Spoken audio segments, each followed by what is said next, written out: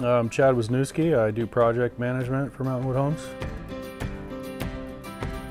We're responsible for getting the job started, showing up, doing some protection and demo with our in-house labor guys. Then we get our trade partners in there, whether it be the electrician or the plumber and HVAC.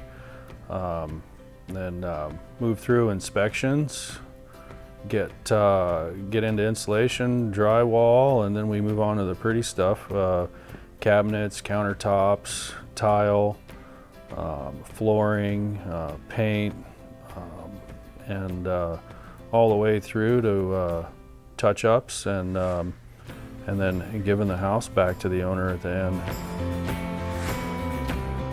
Yeah, I've got two kids. One's 16 and one's 12-teen. My son's younger. He's into bikes and riding. My daughter's got her first job, great student in school.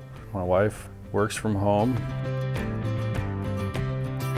I enjoy watching projects from start to finish. I've always been in construction, and even back in my framing days, you start at the ground and work up. And project management, even though I'm not stacking lumber anymore, you still have to go through everything in order if it's going to turn out right.